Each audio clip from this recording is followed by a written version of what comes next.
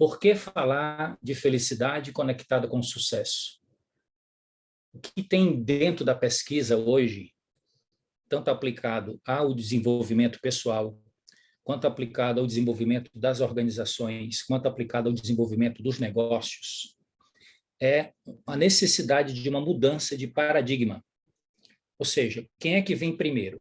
Felicidade ou sucesso? É o sucesso que leva à felicidade ou é a felicidade que leva ao sucesso? Você vai tirar suas próprias conclusões depois dessa breve apresentação. O que é que nós vamos apresentar para vocês esta noite? Um estudo, na realidade alguns estudos, mas nós vamos focar em um particular que foi desenvolvido na Universidade de Harvard. Para a gente chegar nesse estudo, nós vamos fazer aqui uma pequena recapitulação histórica. Primeiro, vamos buscar na psicologia tradicional quais são as 3 grandes missões de um psicólogo que busca essa formação profissional e que quer dar sua contribuição para o mundo. São 3. Primeiro, curar as doenças mentais. Segundo, tornar mais feliz a vida das pessoas. E terceiro, identificar e cultivar o talento humano. Ou seja, as características e as virtudes que tem cada ser humano que podem ser potencializadas para trazer mais felicidade. No final das contas, o objetivo é esse. Só que o que aconteceu no meio do caminho, que vocês, a grande maioria, conhece pela história, foi a Segunda Guerra Mundial. E isso transformou completamente o foco da psicologia. Ao invés deles fazerem a missão de cumprir esses 3 grandes pilares, eles focaram somente no primeiro pilar, porque a quantidade de gente que passou a ter doença psiquiátrica pelos efeitos posteriores à Segunda Guerra Mundial foi muito grande em todo o mundo.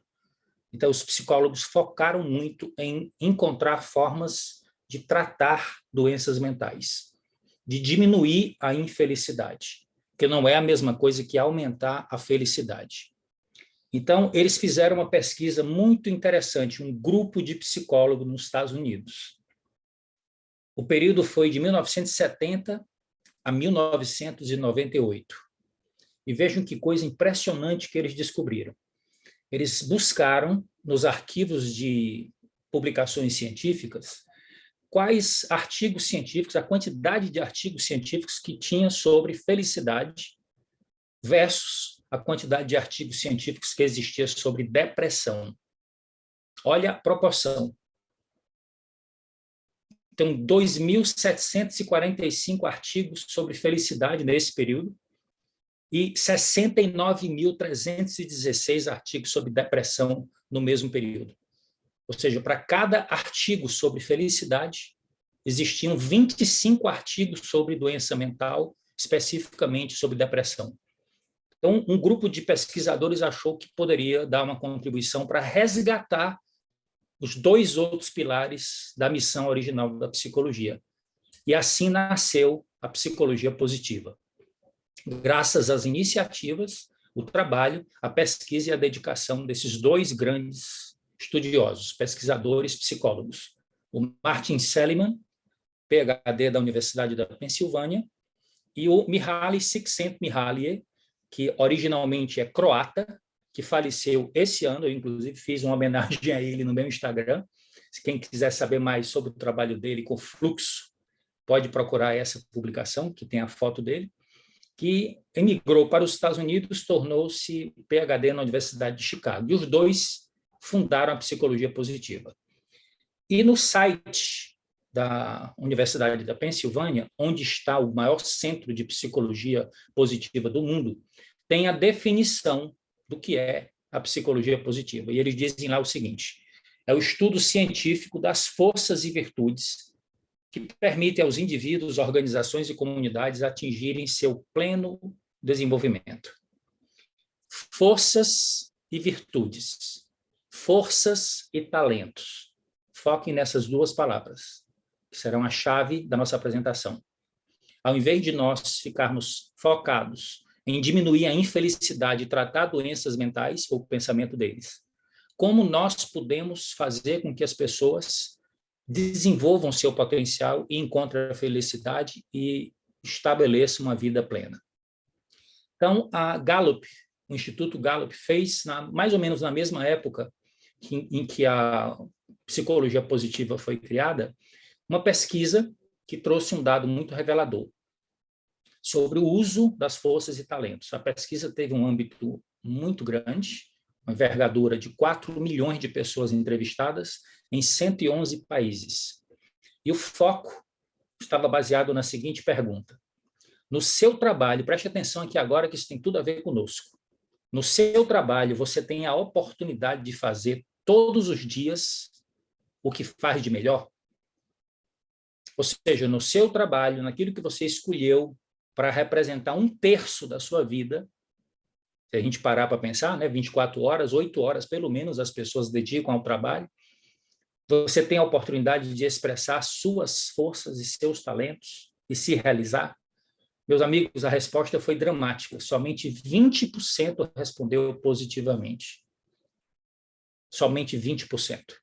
Então, tem alguma coisa errada aí. E foi a partir daí que a psicologia positiva começou a se desenvolver, para dar a sua contribuição para melhorar esse estado que se encontra grande parte da humanidade. Então, eles criaram os 5 pilares do bem-estar e da felicidade. Eu não vou me deter a esses pilares. Podemos falar sobre isso no outro workshop, mas eu queria só que vocês capturassem essa tela, porque ela é muito significativa. Gravem a palavra PERMA. As palavras estão relacionadas com as letras, conectadas com as palavras originais em inglês. Mas a tradução é a seguinte: emoções positivas, mais engajamento, comprometimento com a causa, mais bons relacionamentos, conexão social, mais buscar significado naquilo que você faz, no seu cotidiano, e conquistas e realizações. Essas 5 chaves, esses 5 pilares conectados e praticados diariamente seriam os responsáveis pelo estabelecimento do bem-estar e de um estado de felicidade. Isso é a essência da psicologia positiva. E aí chegamos ao objetivo da nossa apresentação de hoje, que é o estudo apresentado por esse grande pesquisador, palestrante, treinador. Ele tem uma grande vantagem, porque ele tem uma formação acadêmica robusta. Ele passou 12 anos da vida dele em Harvard, estudando psicologia, primeiro se graduando e depois fazendo pós-graduação e trabalhando com grandes psicólogos, como bolsista e depois como professor, e começou a dar contribuição fora do ambiente acadêmico, para o mundo dos negócios e para o desempenho pessoal. O Shawn Achor escreveu vários livros. O principal dele, que eu trouxe esta noite para vocês, tem esse tema: O Jeito Harvard de Ser Feliz, o curso mais concorrido da melhor universidade do mundo. Por que isso começou em Harvard? Então, aqui está o paradigma. As pessoas, na sua grande maioria, acham que primeiro precisa ter sucesso para depois se sentir realizado e ter felicidade. Certo? Então, quando eu conseguir aquela promoção, eu vou ser feliz. Quando eu conseguir emagrecer, eu vou ser feliz. Quando eu acabar de pagar a prestação do meu carro, eu vou ser feliz. Quando eu atingir o próximo nível, eu vou ser feliz. Quando? E esse quando sempre fica para um futuro que ninguém sabe nem se vai acontecer. E você perde o presente, que é o único momento que, na realidade, existe, onde nós podemos manifestar a nossa felicidade. Então, como fazer isso? Do que se trata esse assunto? Em termos práticos, o que é que nós podemos fazer? No final, nós vamos ter um programa de dicas práticas para que a gente possa sair daqui com ideias para entrar em ação. Então, o que é que eles descobriram? Que a maior e mais prestigiada universidade do mundo, que tem o corpo discente mais brilhante do mundo, as pessoas têm um sonho de chegar a serem aprovadas em Harvard, mas ele percebeu, começou a fazer os estudos dele em pós-graduação, que cerca de 80% dos alunos da Harvard sofriam de algum grau de depressão. Tem noção? Ou seja, o sentimento de realização, de alegria, de conquista tinha sido dissolvido e o que tinha se estabelecido era a concorrência, a competição, o estresse, a desconexão social, o pensamento negativo que estabelecia esses problemas de distúrbios mentais nos alunos mais brilhantes do mundo. Então, foi a partir daí que eles começaram a fazer esse estudo e propuseram uma mudança de paradigma. Aqui é o pensamento antigo, ou seja, quanto mais inteligente e habilidades técnicas você desenvolver, melhores notas, melhor desempenho escolar, maior suas chances de sucesso profissional. E quanto mais chances de sucesso, brilhantismo profissional você tiver, maiores serão as suas conquistas e isso trará felicidade. Esse é o paradigma antigo. A proposta de mudança de paradigma que veio com essas pesquisas da psicologia positiva é que, primeiro, você deve cultivar uma visão otimista da vida. Você deve trabalhar para ser feliz agora com o que você tem, com o que você já realizou, e aprender a lidar de uma maneira mais estratégica com o estresse. Assim, você terá um melhor desempenho em todas as áreas da sua vida e será bem-sucedido. Então, a mudança de paradigma aqui proposta não é o sucesso que leva à felicidade, mas exatamente o contrário. Então, essa mentalidade que reina hoje em praticamente todos os ambientes, tanto de organizações quanto de negócios, empresas, está completamente equivocado do ponto de vista científico. Então, aqui, 75% do sucesso deve-se ao otimismo, deve-se à conexão social e deve-se à maneira como você lida com o estresse no cotidiano. Somente 25% deve-se à inteligência e às habilidades técnicas que você aprende na sua formação acadêmica. No livro, ele cita uma metáfora muito interessante, que acredito que vocês todos já ouviram falar do Arquimedes e do princípio da alavanca, e também ouviram essa máxima dele: dê-me uma alavanca e um ponto de apoio e eu levantarei o mundo. Preste atenção o que é que isso tem a ver com psicologia, o que é que isso tem a ver conosco, como é que nós podemos tirar uma mensagem positiva disso aqui. O Chão tem essa frase: não é o peso do mundo que define o que podemos realizar. Ou seja, não são os desafios, não são as circunstâncias, não são os problemas. São o nosso ponto de apoio e a nossa alavanca. Usando aí a metáfora do Arquimedes. Mas o que é esse ponto de apoio e essa alavanca, Davi? E aí ele vem com a seguinte máxima: nosso poder de maximizar nosso potencial de realização, de conquista, de crescimento, baseia-se em dois fatores importantes. Primeiro, o que é o comprimento da alavanca? É o quanto eu acredito ter potencial e poder de realização. Comprimento da alavanca significa isso. Quanto potencial e poder nós acreditamos ter. E a posição do nosso ponto de apoio é a atitude com a qual nós geramos o poder de mudar. Basicamente, nós estamos falando aqui, meus amigos, de crença, de mentalidade, de atitude mental positiva. E aí ele conta uma outra história muito interessante, que quando ele estava na pós-graduação, ele foi convidado por um grande pesquisador, que é também outra autoridade de psicologia positiva, que tem um livro traduzido para o nosso idioma chamado Felicidade, é o tal Ben Shahar. E aí o tal convidou para eles montarem um curso sobre felicidade dentro da Harvard Medical School, melhor, da Harvard University. E aí eles ficaram em dúvida se iriam ter muitas inscrições. E ficaram achando que se tivessem 100 pessoas, normalmente as salas da Harvard cabem mais de 1.000 pessoas dentro da sala, eles já ficariam felizes. E para a surpresa de ambos, quando eles foram começar o curso, tinham mais de 1.000 pessoas inscritas, ou seja, houve uma busca por esse assunto dentro da Harvard assim, de uma maneira sem precedentes. E aqui eu queria mostrar para vocês um TED de só um fragmento de 3 minutos para a gente ir para a parte prática e deixar com vocês as dicas finais de como nós podemos treinar o nosso cérebro para ser mais positivo, para que a gente possa ser mais feliz hoje e possa atrair os recursos para ter sucesso. Com vocês, Shawn Achor, um dos TEDs mais visualizados da história. Precisamos inverter a fórmula da felicidade e do sucesso. Nos últimos 3 anos viajei a 45 países, trabalhando em escolas e empresas no meio de um declínio econômico. E o que vi é que a maioria das empresas e escolas seguem uma fórmula do sucesso que é: se eu trabalhar mais duro, serei mais bem-sucedido. E se eu for mais bem-sucedido, então serei feliz. Isso fundamenta grande parte dos estilos de paternidade e de gestão e a maneira como motivamos nosso comportamento. O problema é que ela é cientificamente incorreta por duas razões. Cada vez que seu cérebro tem um sucesso, você somente alterou as regras do que é sucesso. Você obteve boas notas, agora precisa de melhores. Você entrou para uma boa escola, precisa de uma melhor. Conseguiu um bom emprego, agora você tem que ter um melhor. E se a felicidade está no lado oposto do sucesso, o seu cérebro nunca chega lá.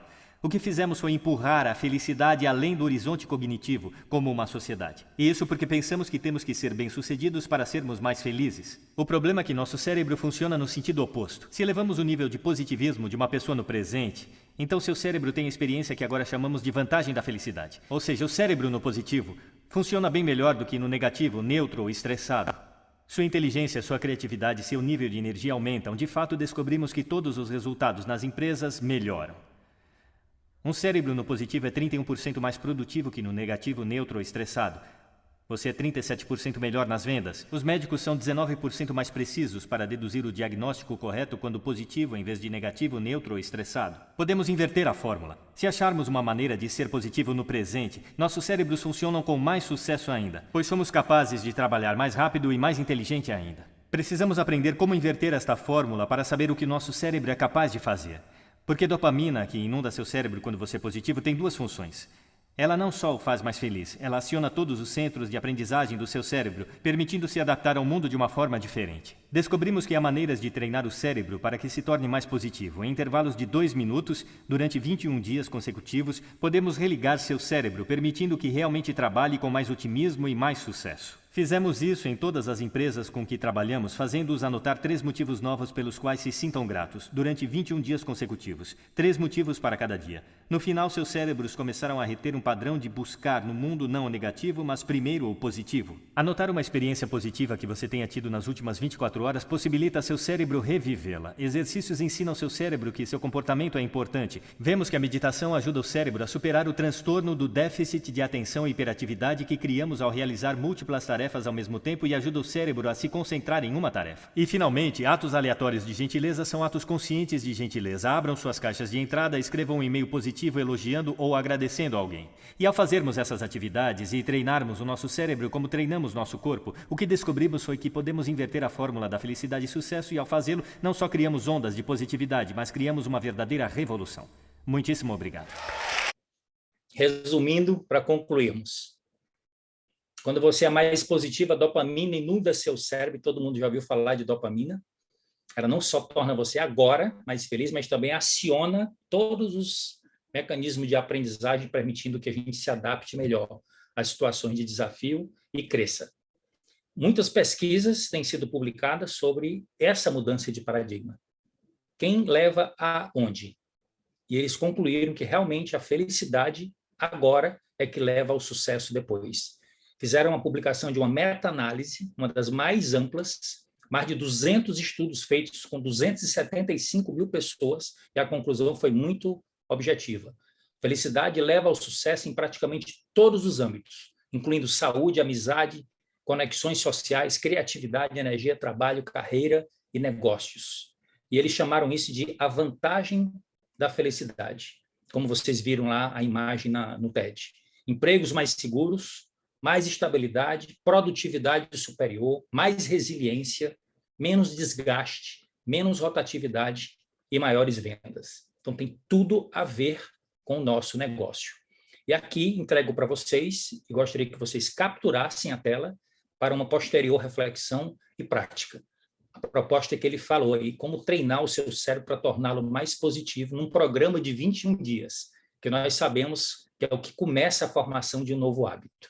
Pequenas mudanças que fazem uma grande diferença, criando uma mudança positiva duradoura. Então, são 5 práticas durante 21 dias para você experimentar essa mudança de positividade no cérebro para criar um ambiente que torne melhor as possibilidades de alto desempenho para poder atingir melhor as metas e ter mais sucesso nas conquistas.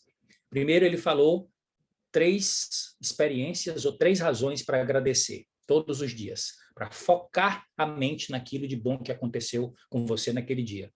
Segundo, registrar isso aí, começar a manter um diário, principalmente dessas gratidões, dessas coisas que acontecem, para começar a programar a mente para focar nas coisas boas.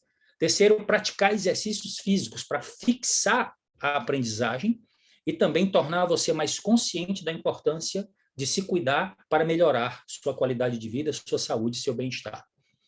Quarto, meditação, que muitas pessoas não sabem por onde começar, e a melhor forma de você começar a meditar é você encontrar um ambiente mais tranquilo, onde você não esteja sendo perturbado por chamadas, onde você não esteja conectado com seu smartphone, onde você possa respirar e onde você possa se concentrar na sua respiração. É assim que se começa a meditação e usufruir de mais foco e mais concentração e mais calma. E, finalmente, praticar atos aleatórios de gentileza, principalmente com pessoas desconhecidas, que você não vai receber nada em retorno, que isso provoca um impacto tremendo na nossa sensação de bem-estar. E aqui eu concluo a minha introdução deixando a frase que ele falou no final. Você deve treinar seu cérebro para ser positivo, assim como você treina seu corpo para ter boa forma e melhor desempenho.